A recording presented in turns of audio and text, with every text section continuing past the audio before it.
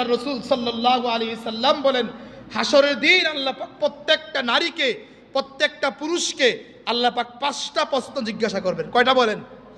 এই 5টা প্রশ্নের উত্তর না দিয়া কোনো উম্মত একটা পা সামনে যেতে পারতো না, একটা পা আগাইতে পারতো না, একটা নারী সামনে যেতে পারবে না, একটা যুবক সামনে যেতে পারবে না।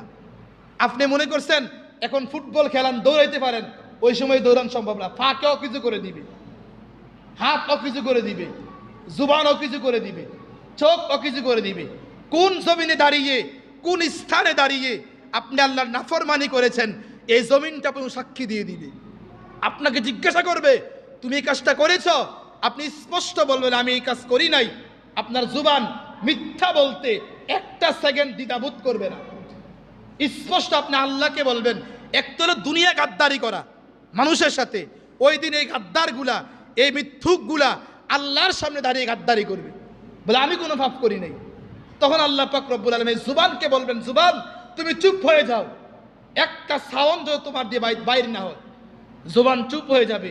আল্লাহ জমিনকে বলে, জমিন তোর মধ্যে দাঁড়িয়ে এই নাফরমান কোনো পাপ করছে কিনা, এই বেঈমান কোনো পাপ করছে কিনা, এই বেনমাজি কোনো পাপ করছে কিনা।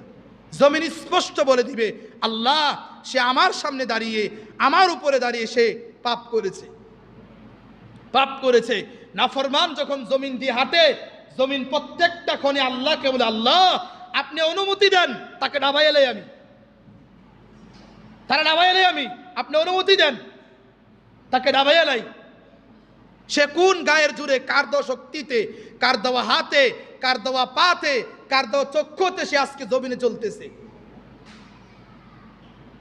এজন্য পৃথিবীর প্রত্যেকটা মাখলুক দৈনিক যখন ফজরের আজান হয়, এই মাখলুকগুলো আল্লাহকে বলে, আল্লাহ আমি তোমার কাছে একটা আবদার করি, 2 প্রকার লোককে তুমি এই ফজরের যখন সকাল হবে, এই ভোরের আলো যখন জমিনে পড়বে, আমার চোখের সামনে তুমি আইনো না, আইনো না। স্পষ্ট একজন মুহাদ্দিস উনি উল্লেখ করেছেন, এর ভিতরে একজন শুয়োর, একটা আল্লাহর প্রাণী শুয়োর, এই শুয়োর আল্লাহকে বলে, আল্লাহ এই লোকটার চেহারাকে আমার সামনে তুমি আইনো না। অন্যান্য মাখলুকাত সহগুলা বলে আল্লাহর কাছে ফানা চায়, তার গুণ কিতা, তার বদগুণ কিতা। ফজরের আজান হয়, পুরা পৃথিবীর সবাই ঘুমিয়ে আছে, আল্লাহর বান্দাকে বারবার তালকিন দিচ্ছে। আপনি মনে করেন আল্লাহু আকবার, আল্লাহ 4 বার আজানে কি জন্য বলে বলেন? 4টা বার আজানের মধ্যে কি জন্য বলে?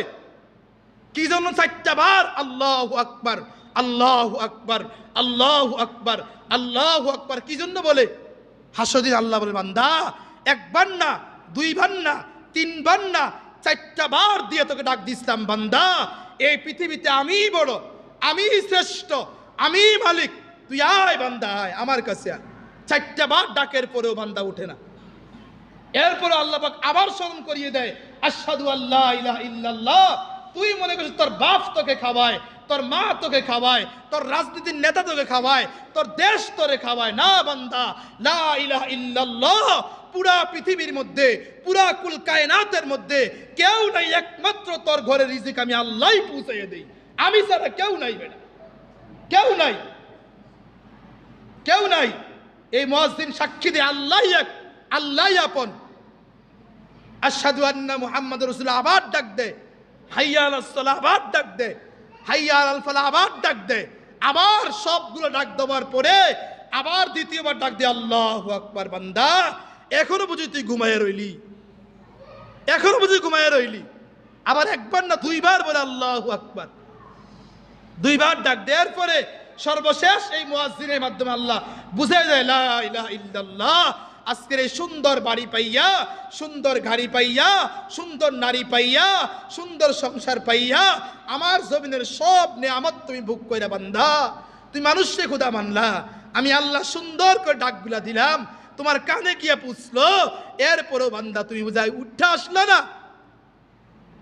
না আসার পরে এরপরে মাখলুকগুলো বলে, আল্লাহ এতবার ডাক সারানোর পরে, এতবার ডাক দেওয়ার পরে যে নাফরমান আপনার ডাকের চাইতে অন্যের ডাকটাকে প্রাধান্য দিল, রাত 2টায় যে মারা গেল তার বাসা তুমি যাইতে পারলা, 3টা যে মারা যায় তার বাসা যাইতে পারো, রাত 4টায় যদি কোনো মন্ত্রী তোমাকে ফোন দেয় সব কিছু ফেলে দিয়ে তুমি তার ডাকে গেলা, আর পুরা কুল কায়নাতের প্রধান আমি আল্লাহ, আমি তোমাকে ডাক দিলাম, তুমি বুঝলে আসলা না, আসলা না, তুমি আসলা না।